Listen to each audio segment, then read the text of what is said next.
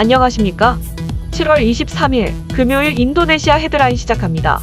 첫 번째 소식입니다.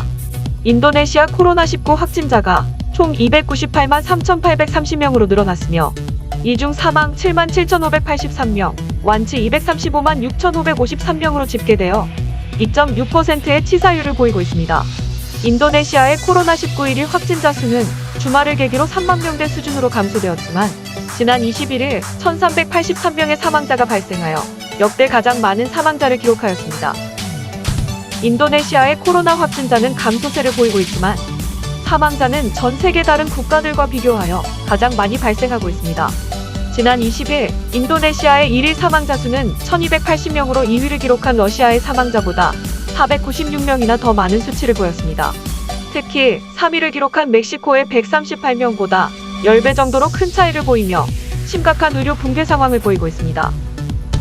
조코위 대통령은 긴급 사회활동 제한 조치를 7월 25일까지 연장하여 시행한 후 확진자가 지속적으로 감소한다면 26일부터 단계적으로 완화한다고 발표하였습니다. 정부는 앞서 7월 3일부터 20일까지 자바와 발리 전역에 긴급 사회활동 제한 조치를 발표하여 시행하였습니다.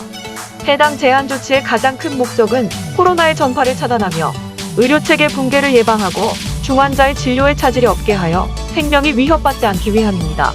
한편 해당 제한 조치가 시행된 이후 코로나 양성률이 감소하고 있으며 병실 점유율도 감소하고 있습니다. 현재 추세처럼 환자가 계속 줄어들면 26일부터 제한 조치를 점진적으로 완화할 계획입니다.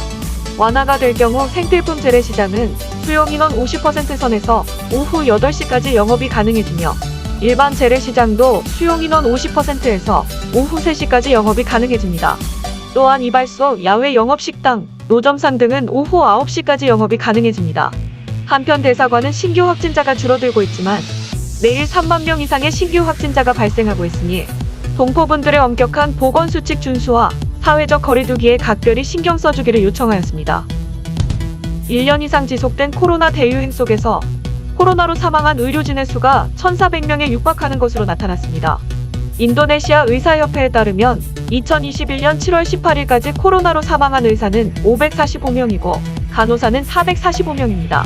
또한 코로나 대응 의료진은 아니지만 분만을 돕는 조산사의 경우 226명이 코로나로 사망했으며 약사 50명, 치과의사 46명, 고급대원이 3명, 방사선 기록관이 9명, 역학조사원이 2명, 연구원 4명, 의료진으로 분류된 기타 57명 등 406명의 의료진도 코로나에 희생되었습니다. 의사협회는 의료 종사자들의 사망자 수가 더 이상 늘어나지 않도록 정부는 심각하게 주의를 기울여야 한다고 촉구하였으며 의료 종사자들에게 접종하기로 한 부스터 백신을 우선 접종시킬 것을 권면하였습니다. 코로나 환자가 급증하면서 코로나 환자에게 사용될 치료제 소모량도 급증해 치료제 재고가 바닥나고 있습니다. 이에 인도네시아 식약청은 코로나 치료 성분이 있는 약들에 대해 긴급 사용 승인을 하고 있으며 이 중에 우리나라 제약사가 만든 레키로나 정맥주사용 코로나 치료제가 포함되어 있습니다. 셀트리온사에서 제조한 해당 치료제는 항체 치료제로서 중증 환자 발생률을 54% 낮추고 회복 기간을 단축하는 것으로 나타났습니다. 특히 알파, 베타, 감마, 델타 변이 바이러스에 대한 효능 시험도 확인되었기에 델타 변이 바이러스가 퍼지고 있는 인도네시아의 코로나 치료에 도움이 될 것으로 기대되고 있습니다. 다음 소식입니다. 그린피스 인도네시아 회원들은 부패 근절 위원회 건물의 레이저를 이용하여 메시지를 띄우는 시위를 하였습니다. 레이저 빔을 이용하여 건물 벽에 감히 해고하기 위해 사람들을 측정하다니 그렇게 자신감이 없었습니까? 라는 내용의 글을 쏘았습니다.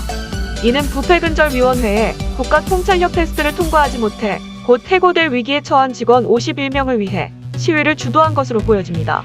이번 사건은 자카르타 남부 경찰에서 조사 중에 있으며 경찰 측은 이번 시위가 국가 질서를 위협한다고 판단하여 혐의점을 찾고 있습니다.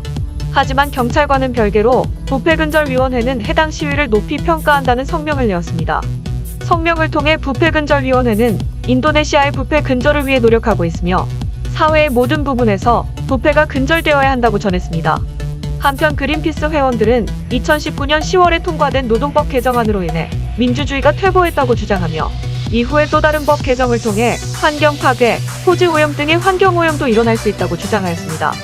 참고로 그린피스는 환경운동가들로 조직된 국제환경단체로서 비폭력 시위를 하는 것으로 유명합니다.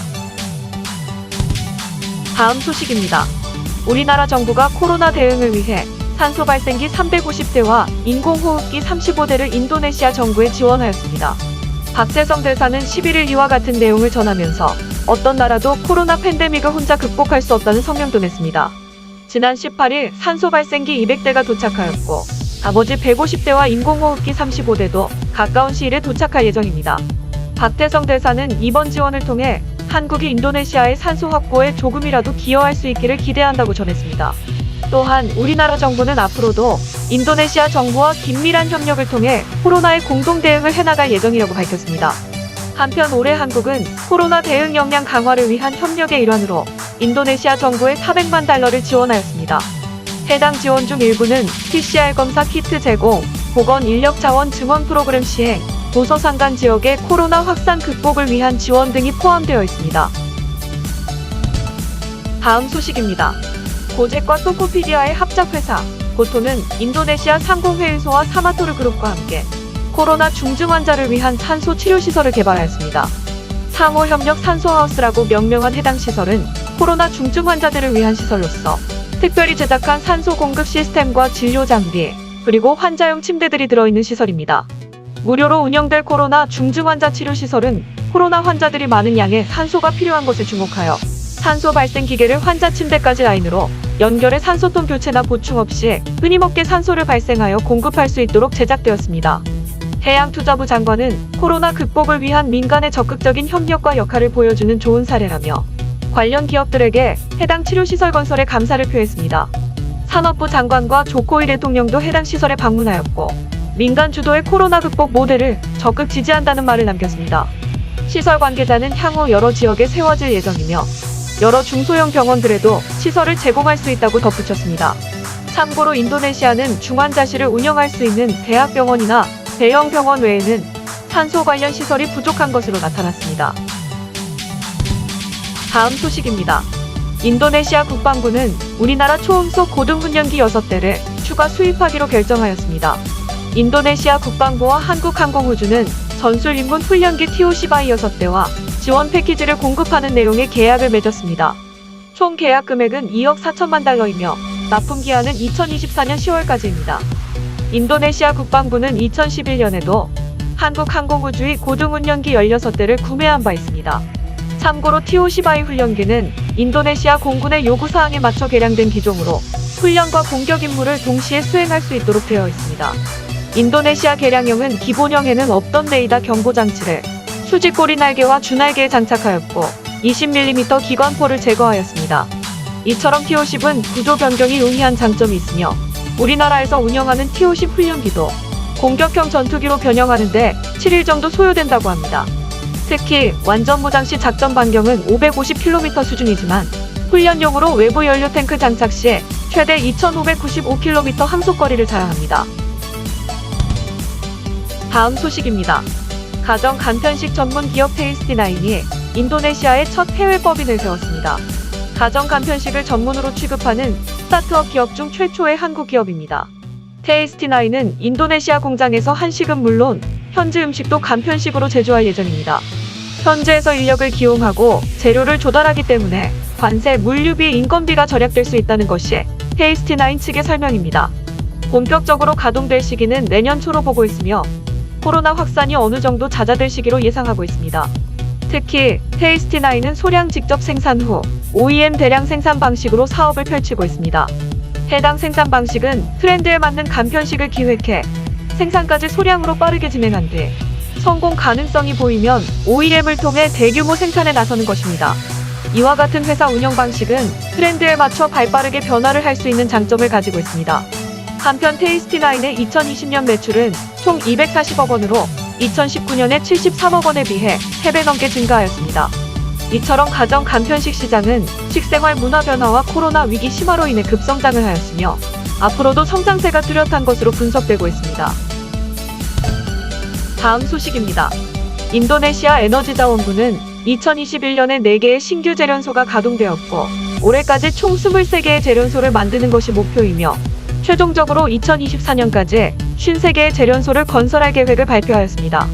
이 중 니켈 재련소가 34개로 가장 큰 비중을 차지하고 있습니다. 이처럼 인도네시아 정부가 니켈 재련소 건설에 집중하는 이유는 최근 글로벌적으로 전기 자동차 생산이 많아지면서 배터리 원료인 니켈에 대한 수요도 같이 높아지고 있는데 배터리 양극재에 필요한 순도 높은 니켈이 부족하여 품귀 현상이 나타나고 있기 때문입니다. 참고로 니켈은 두 가지로 분류되는데 99.8% 이상의 순도 높은 클래스 1과 그 이하인 클래스 2로 나뉩니다.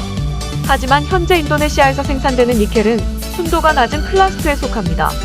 이에 정부는 니켈의 순도를 높여서 정제하고자 신규 재련소 건설에 주력하고 있는 것입니다.